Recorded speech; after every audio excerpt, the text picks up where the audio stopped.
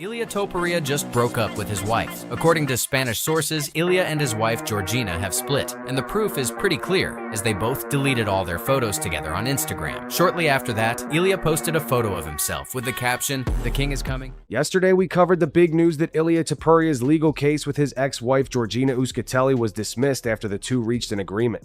Well, right after that story broke, Alvaro Colonero reported that he's hearing Topuria versus Justin Gaethje is about 90% locked in for the White House card. That's the UFC event happening at the White House in June, and it looks like this fight is actually going to happen. Gaethje appeared on the Pat McAfee show yesterday and talked about what's next for him.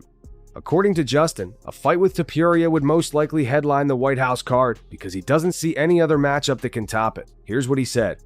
Ilia Topuria on the White House. Has to be. No other option. Walking out of the Oval Office into the cage wearing the flag. I think we're going to main event it. I think we'll be the main event. Now, Pat McAfee suggested they might co-main event the card, but Gaethje seems pretty confident this fight headlines. And honestly, when you think about it, what other fight could they put above this one? Gaethje even threw out an interesting scenario where if Topuria isn't ready for June, he could end up fighting Conor McGregor for the belt instead. Here's what he said about that. If Ilia didn't come back, they would strip him. I'd become the undisputed and then McGregor gets to fight whoever he wants. So I guess that would be an option. Then Gaethje did another interview with Paramount and basically told Topuria to be ready for June. Ilia Topuria says he's back. He better be because I'm supposed to fight him in June on the White House card. That's who I'm fighting. That's who I have to have. That's why I fought for this thing. So it sounds like Gaethje is locked in for June. The question is whether Topuria will be ready or if we'll see some kind of backup plan with McGregor. Either way, Gaethje wants that White House main event. How are you going to knock Ilia's head off? Ilia is a fucking beast. You know, the confidence is crazy right now. I think it's a battle of momentum, so I have to go in there and fight for that momentum early and fight the best I can. You know, be prepared as I can be. And again, these are the most elite fighters in the world, and he's one of those guys, so that's why I want to fight him. Now, while Gaethje is planning for June, he's also been talking about the end of his career. In an interview with Zach Gelb, Gaethje said he's 100% retiring by mid-2027. Here's the quote. "I'm 37 years old now. I'd be a fool to think it's the beginning. There's no doubt we're towards the end, but I don't know. I think by mid-next year, 2027, I 100% will be done." So Gaethje is giving himself about a year and a half left in the sport. That's not a lot of time when you consider he might fight Topuria in June, and if he wins that fight, he'd likely want at least one title defense before hanging it up. If he loses to Topuria, maybe we see one or two more fights before he calls it a career. Either way, the clock is ticking on one of the most exciting fighters in UFC history. Gaethje has never been in a boring fight, so whatever time he has left, you know it's going to be worth watching. Alright, we need to talk about what's happening with the UFC antitrust lawsuit because this is getting wild. Yesterday we covered Dana White testifying in court for 2 antitrust lawsuits filed against the UFC. During his testimony, Dana said that his phone was stolen and messages went missing. He even accused a former runner for the UFC of stealing the phone. Dana also claimed that he does virtually nothing for the company anymore and that he's basically outsourced all his work to executives like Hunter Campbell and Sean Shelby. Well, after Dana testified, Hunter Campbell took the stand and things got even more interesting. According to reports from Nolan King at MMA Junkie, Hunter was pressed about how he handled Dana's phones and what his actual role is in the company. Hunter maintained that he's always acted like he was on litigation hold and encouraged everyone around him to do the same. When Dana's phone went missing, Hunter said he took it very seriously and searched throughout the office and even in Dana's and his own homes, but they never found it. Then it was revealed in court that the UFC tried to sign Rico Verhoeven for UFC 324 back in January, but he chose not to sign and went to boxing instead. Hunter was asked about his role in negotiating fights and contracts, and he said that's been his job since he returned to the UFC in 2017.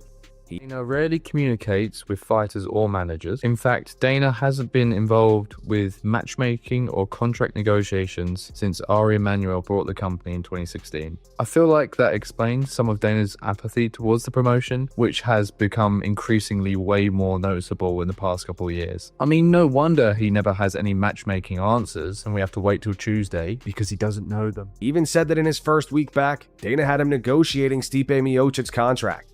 Here's where it gets really interesting. Hunter echoed what Dana said about Dana's involvement in the company. When the judge asked Hunter about Dana's involvement in UFC contract templates, Hunter said that Dana never looks at them and never asks questions about them. The judge then asked what exactly Dana does for the company, and Hunter painted Dana as obsessed with growth, strategy, and big events like the Sphere card in the White House event. as well as the production side of things.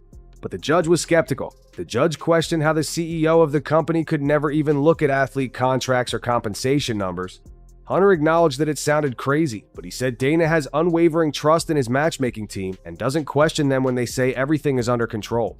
The judge ordered all parties to come back to court next Wednesday and gave UFC attorneys 30 days to resolve the issues with the missing messages. The judge also warned that how the UFC handled this whole situation could be sanctionable, so we'll be following this closely next week because this case is far from over. Now let's talk about Jon Jones, because he's getting absolutely roasted online right now. In case you missed it, Jon Jones had a video leak recently where he claimed he has severe arthritis in his hips so bad that he qualifies for a hip replacement, and the UFC already knows about it. A lot of people were skeptical about that claim, and now there's even more reason to be skeptical. Last night, a clip was posted on social media showing Jon Jones playing in a celebrity flag football game. Dwight Howard, the former NBA player, blew right past Jon for a touchdown. And when I say blew past him, I mean Jon looked like he'd never run a day in his life. The announcers even said, and it is Howard who takes it in for the score. Yeah, how about Dwight Howard on the post route? The MMA community immediately jumped on this clip. People were saying things like, bro's hip is gone. Arthritis doing him dirty. Another person said, this just demonstrates how easy it would be for a world-class athlete to absolutely dominate MMA. The best fighter that has ever lived runs like he's never played a sport in his life. Someone else wrote, I doubted the hip thing was true at all. I now think it was. Yeah, he's never fighting again. And then there were the really brutal ones. Look like Dave Portnoy. Jon Jones out here looking like Dave from accounting. That pimp limp is crazy. One comment that stood out was, it's hilarious how uncoordinated Jon looks here, considering he's the GOAT in MMA, and how good his brothers were at football. For context, Jon's brothers both played in the NFL, so you'd think he'd at least be a decent athlete outside the cage. But based on this video, maybe his hip problems are real. Or maybe he's just terrible at football. Either way, the internet is having a field day with this one. Moving on to some fight updates, we've got multiple fighters pulling out of their scheduled bouts. Bro, I want to see him go against Cormier and RAF.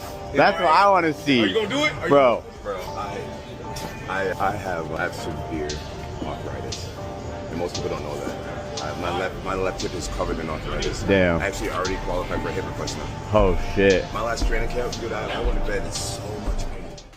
Early Thursday morning, it was reported that Simon Nurmagomedov pulled out of his fight against Javid Basharat on this weekend's card. Fortunately, the UFC found a replacement on short notice.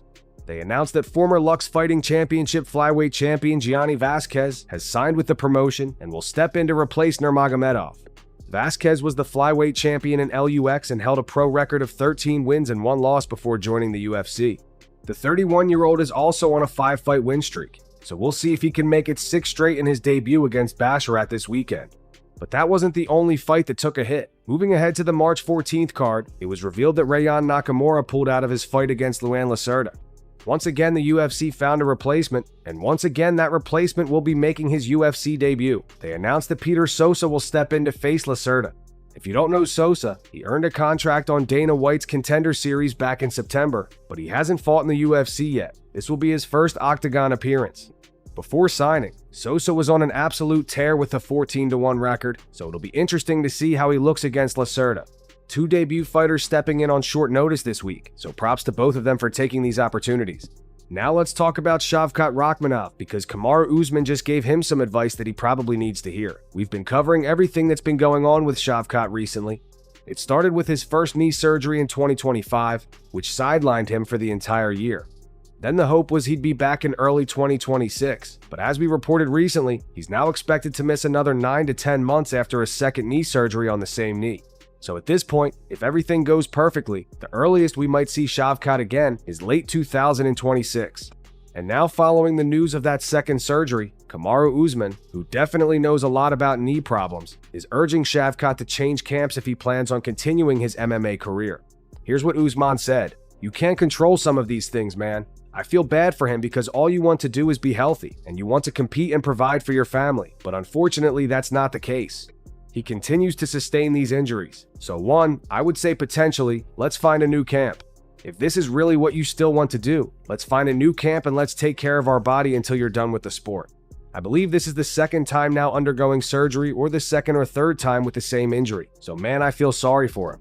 That's pretty direct advice from Usman. And honestly, he might have a point. When you're having the same injury over and over again, You have to start looking at your training environment.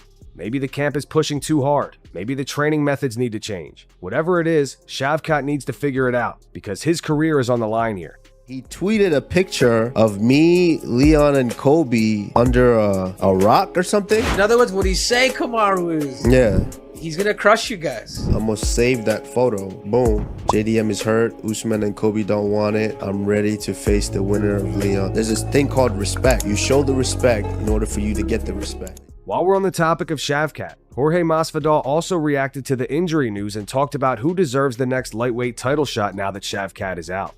Masvidal mentioned Kamaru Usman, Michael Morales, or Carlos Prates as potential challengers for Islam Makhachev. Here's what Jorge said.